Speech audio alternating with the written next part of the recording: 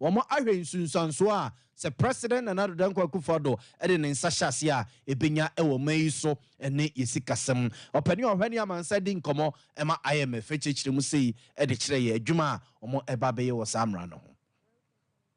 3 has proven to be more resilient than initially expected. Although volatile inflation has been declining rapidly, the fiscal and external positions have improved and exchange rate volatility has declined. The authorities are making good progress on their comprehensive debt restructuring. The domestic debt exchange was completed last year, and on January 12th of this year, the government reached an agreement in principle with its official bilateral creditors. Ghana is also engaging with its private external creditors to seek their support. Looking ahead, steadfast policy and reform implementation will be needed to fully and durably restore macroeconomic stability and debt sustainability in Ghana. It will be crucial for the government to continue implementing the program as envisaged to ensure sustainable growth and policy implementation. With respect to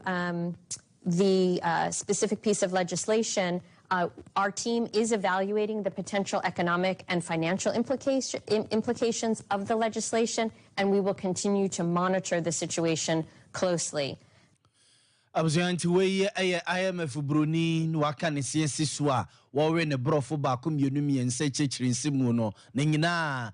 saa nturumu mra na no Ghana mra se gyafo kokko sɛ ya watwene yem sɛ mampani ne Nana Addo Dankwa Akufo-Addo de ne nsa bɛhyɛ ase no ɔmo ɛkyerɛ sɛ ɔmo IMF no so no de ɔmo ni ba bedi akyiri sɛ president de ne nsa hyɛ saa mra na se ma ne ba bɛyɛ mra hyase yɛ adwuma nsunsuanso ebenya o yesi kasɛm ho ne ba bi a de yɛbɛkɔ akosie nyina no ɔmo de ɔmo ni edi akyiri yɛ to aso yɛ gusu a edemo nturumu ho asemi na nananom atrankonye wo enzima ene ne mpotamu ahemfo bensia na akabomu a omo eka kire oba pani a woye board chairperson edema Center for Democratic Development ya etweniti afro ne CDD Professor Audrey Gajapu se so mpereto mpane no a ene ne kire ya omra nomfa chawpa kese emre nananom ne adehye a ewo nzima ne mpotamu na no ena omudi nkomo de afasa amre ya emra se gyafo akwakwose ho no ena ma mi nkomodiem wode nananom ewo nzima ene nananom ne adehye a ewo enkrapompirema ntemo kwakwa mfato se omokra no amamre ne amanie mu no omokra nturumu no moye kakra ema wo nsese ne omamamre mu no ge hu asem esimu kakra eno kra di hu adanse se emra na mrase gyafo na kwakwa ye hu adwumaje atomu no eni kwan se ekokoba sa mamampeni Nana Addo Dankwa Akufo-Addo ne nsa kokkohyase sa mfato ho no a mami ede nananom ewo nzima ene adehye honom ene nananom ewo nkrapompirema ntemo ene adehye honom ede be hye mu no ene nananom ewo nzima ekire se omo mamamre ene omo ntitie mu no omo nye geda nti maame na asem na waka no wodi fi kese ene abetwitwi omo ho ede aba be ye omo ho sa no nti so mpere to mpere no a na wotwe 7 days omo de ama no omeya paye na omesa nananom na ifi wodi bi aka wonum awulai atiburukusu a otoso miensa ene gina nananmanemu ede nsemwe etodwa to come and meet us in the Western region. As a matter of fact, if you have to go into the olden days, then it has to pacify each soul border. But it is a big insult. It doesn't respect us. It doesn't care about us. At least he should know who we are, what we are, and how we are. Just not a matter of just being on TV publicly just because you're doing it for your own sake, doing it for your interest, doing it for your profit, doing it so that at the end of the day, things will be okay for you. That is not how you should. If you are doing it, you have your own right. At least a professor is no better because you should be a role model. It should be somebody that we, some of us who are not professors, who have not learned to your standard. Abzanfonti awolai atiburukusu otoso miensa ena yetene kanincha himfo akese paramount chiefs nsia ewo enzima asase so ena omo ede sakokobo wei ene ensemwi emane Professor Odrigejapu one ye CDD omobo chairperson yeto aso na openi Richard Ahiagba eye penia ohwani amansa din kumama MPP amanyuko no de atuga se enei samra na amra se jafo na kwa akwaji atuma ye watwene yem se mampani na nadu dan kwa akufo do de nsa ebekwa akwhyase amra na hyase ya adwuma na dimu na ni amanfo adie no wo se enema pina na wo mra no ho ya nipa binom kra tebre mra no ho fa baabi e de akwakoda Supreme Court mpanimfo se omo hwenka ho asem na saa enema na tetare mra no ho a emwa ema manfo ye yo ene chese omon kan ko nsensem nwepeyo no omo enyi emfemfiri ho no mo tere se mampani na nadu dan kwa akufo de waye krado se mra no de nsa be hyase ne mum enema tetare mra no ho a nipa bi no nyanya omo ho ntiase no a omo de akwakodan court no omo atwenem se Supreme Court mpanimfo kan se ntiase ye adwuma na ne omo se yen wan firi ho no omo wayo so mo mane tare ho na se bibia dimu na se fata mampani na nadu dan kwa akufo de waye krado se eneya ordinansa ebehye samra na se amana ba beye adwuma.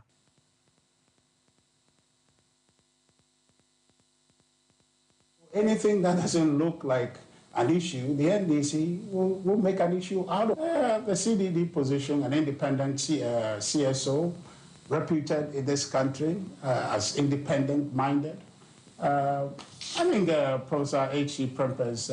explanation should have ended the matter. The NDC know about it, but somehow they are struggling along somewhat boldly, I would say vainly, forward as if there is something there to be had. There's nothing there in this argument about LGBTQ plus and somebody is for it, somebody won't sign it, and therefore the person is supporting or promoting gay and associated behavior in Ghana. There is nothing there. The NDC should quit this matter already, because on principle of constitutional law, or our constitution frowns on this matter. The idea that a private member's bill will raise costs on the public purse is completely out of line. So in that regard, this conversation is moot. Abuzia we ayopani Richard Ahiagba ohwen kitawndie ho nsensem so MPP amanyuku no na yete ne nkan na LGBT ne ho mpempra wade ya na kanes of kese pa wo memenda kwanhwefo SD mu Pastor Dr. Albert Usudapa de eto baban nanim se hwene yankwankofo sikasem bia ama meye bibia nto ho se eno no nti na ma bia omo entimi inform nsan kwhye samra na se osisika sem bia unzuzanzo bia ni hono mo a ebeba ewosasem na hwene yamfa nkwhye World Bank ne IMF ne ho ye wa mama pia sa niema we omo nsoso na IMF ne World Bank ene omo digwa ye wa mama pia sa niema we omo ti no ko nenso America ne amama kese egusua ene omo edigwa enje hwene yamfa nkwhye dum ni adan ye hwese yede yensa ebehye mra na se na ba be ye mra na ye ma dachi yetimi aboho ban metima kase onyankopon di aware si edi ntrom o kire di esese ye oba ne bema ena afes o kire ye di esese yenso ye hu emu akra mpo enye di ekoso wo wiase enti se betum dia yemfa babo akwanche na kire se onyame bo oba bo bema enti ni ye stay ye course no mumma sikasem any influence in frabo chie medan ya adwene no ke betum dia menim so mampani on the way na adwene se on the one sign enti but influence na wo mu no eban mu fu bebre wo ha omo yes ade no se onka one sign but I believe say nana any independent for trans omo nyune se onyankopon first I mean say about 42% of Europe parliamentarians ni nyina ye gay enti wo mo de say influence no ba Africa say de be ya no mo de sika sam so high but no my stay course say de be ya yen masika sam entry yen ko sa o ha hono.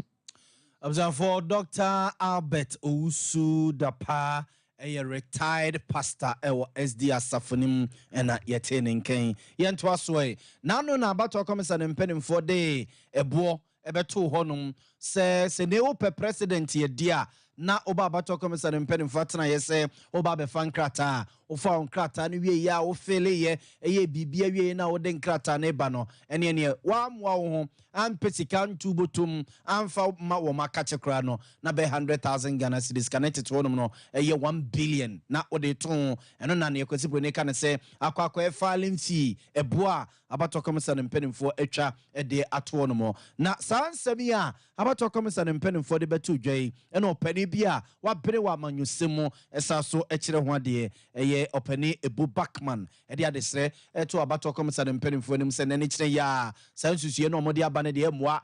makami ma minke bi no a yese yaji akentenso no enkonkane eba sa akra no a na sika nti no nipa bia omo pepa nipa bia wosuahunu papa nipa bia wonim de wadwene papa omo peso omo de bo man no na omo ntimi ama amfo omo nsusue papa no ama memo oman ni nyina eye sikasem a abato comments and penimfo de eba mu entento besre se enene kire ya ipac meet no mo beye no mpenimfo nhwe se sa sika 100,000 Ghana cedis no abato comments and penimfo ebete so kakra Chicano, 100,000. Because you see a buying institution, a more budgetary allocation. And to for some a contest election as a cassette that's what we say, Sakano, is a revenue generation institution. Because when we say, we do a big contest election, suppose will be a month. So, Ghana for a case is a Obabetna Bema, unfunding some buying ticket. And I say, Mampeni, most of us are kind answer. Apart from our campaign or by an answer with Jessica, actually answer that you are too so good to me. Now, there's a one. So, I don't say, Obi, I can papa be power between that ball mine. That's only Sassika now, just automatically, a person is cut off. Two. Obi answer bit to me, this Sassika way or that contest. And I mean, I don't let's obey your Mampeni, let's obey a boy Sikama, a fun way, because you don't have to make things difficult like that. Only too expensive. And democracy in the United States, they're practicing. And if democracy becomes so expensive, what it means is that only the rich will be able to play the game. And so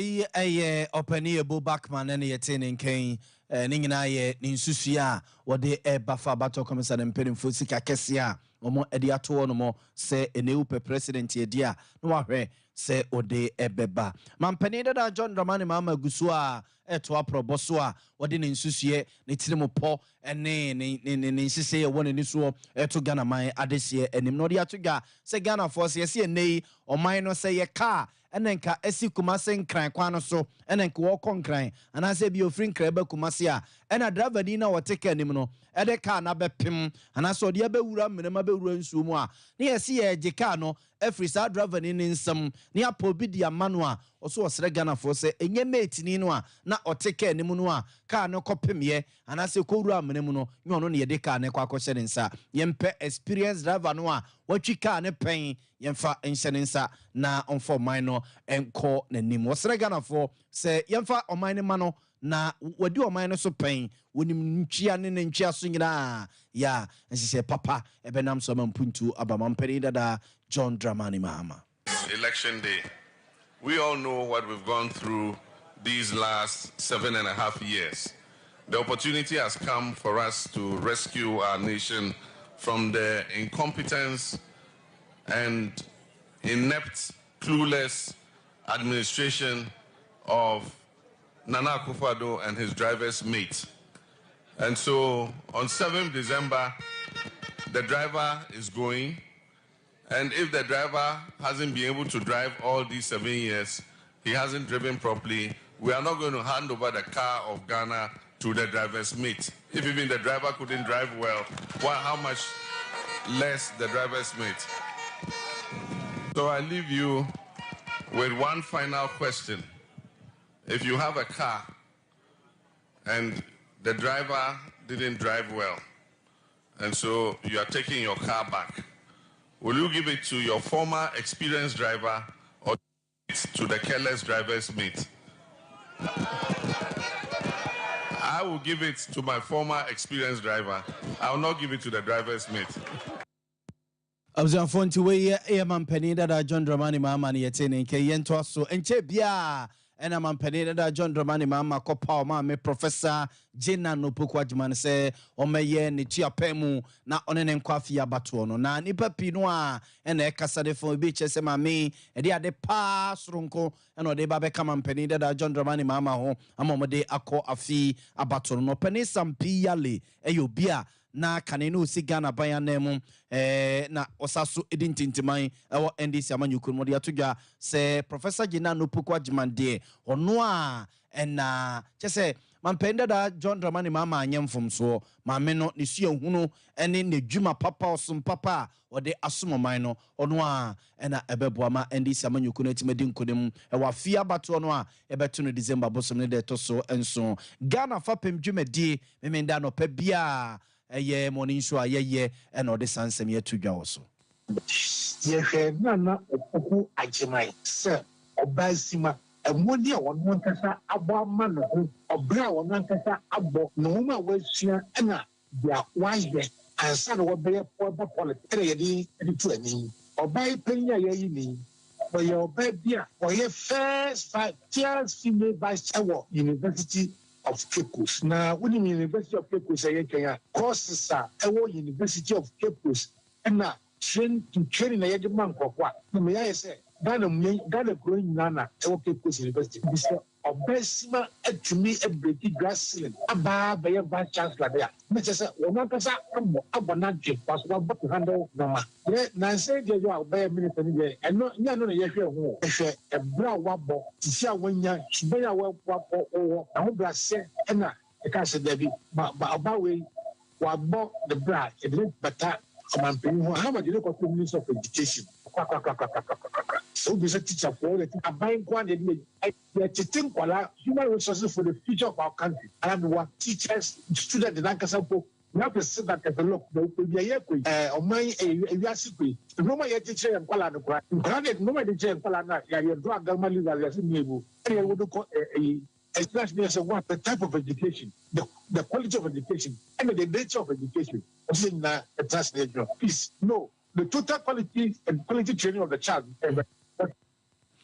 Abzanfo pani sampia le mebi atwam no na esi Ghana bayanemu wo India bonte so dintintiman awo NDC amanyukunum no wo kire se ma mene de wono a na ebebo amampani da John Dramani mama mankunim aba ede ama NDC amanyuku no ye gina we so na no pay ensem a ye popo no ede be sommo no ye de mo asiha ne asore ama de achebi adwumadi atwa so medinde na ya abo amali bia boga no pay akoso asomo a na chinchin fidie ne de ma me David Chan ne eye azukanom na de call television so yesem for penny ene yewura asante yeboa Benedict yamama chebia